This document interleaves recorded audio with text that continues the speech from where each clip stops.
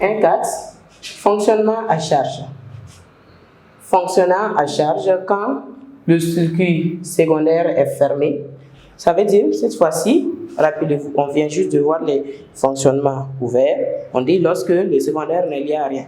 Maintenant, lorsque le secondaire est lié à une charge, dans ce cas, on dit fonctionnement à charge. On dit lorsque le secondaire est fermé. Ça veut dire que le circuit est fermé. Les intensités efficaces du courant I1 et I2 respectivement au primaire et au secondaire. I1, c'est l'intensité efficace au primaire. I2, l'intensité efficace au secondaire. Sont inversement proportionnels au nombre de spires.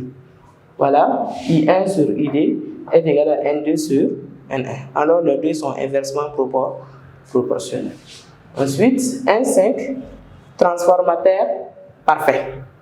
Un transformateur est parfait si la puissance moyenne PD fournie par le secondaire est égale à la puissance moyenne P1 utilisée au primaire.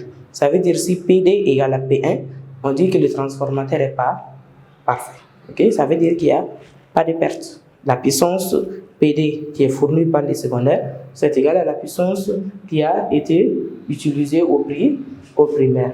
Voilà, on dit que PD égale à P1. Ça, c'est dans le cas où le transformateur est parfait.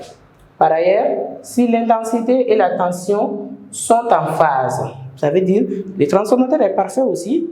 Si les deux puissances sont les mêmes, alors le courant et la tension sont en phase. Okay? Alors, on dit sont en phase à l'entrée et à la sortie du transformateur. On a P1 est égal à U1 I1, PD est égal à U2 I2. Voilà la représentation ou même le schéma d'un transformateur.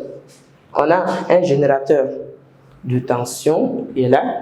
On a un ampèremètre A1 qui permet de mesurer le courant efficace au niveau du primaire.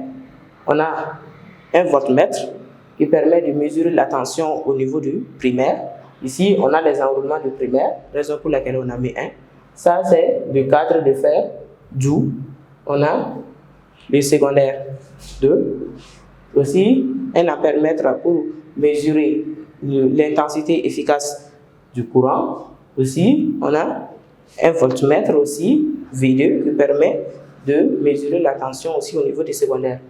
On a la résistance de la charge, et ici, on a un interrupteur. Dès qu'on ferme, le circuit devient fermé. On sait que les courants circulent uniquement dans un circuit fermé et non dans un circuit ouvert.